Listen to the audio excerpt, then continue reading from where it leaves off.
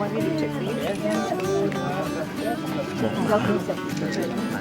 นใกล้ๆไหมเลือด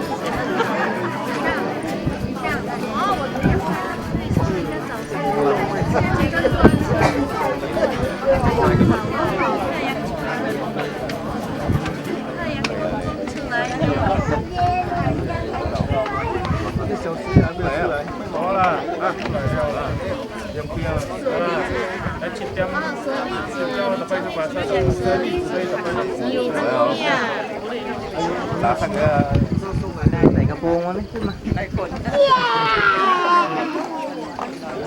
ไหนสัมภาษณ์ดิ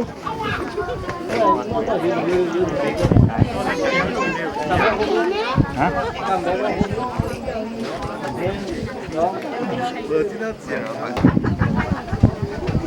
สวยงามมากเลยพี่อย่าเผลอถอยไปนะ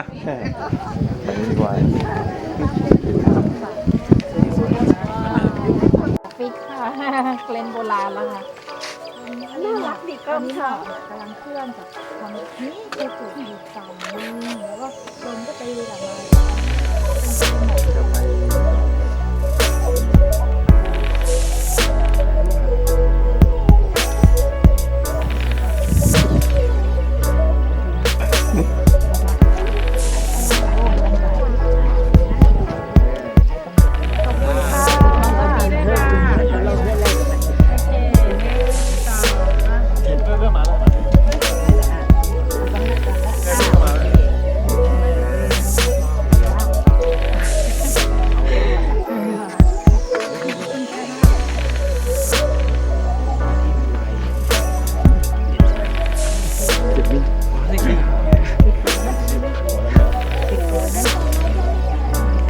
เขาเป็นนัดเวลาที่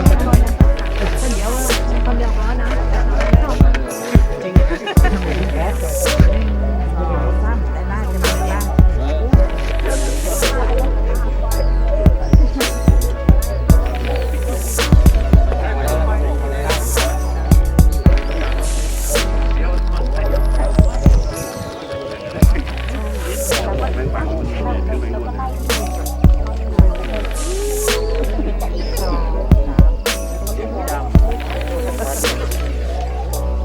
กินข้าวก่อนก็ตายได้ไม่มีแรง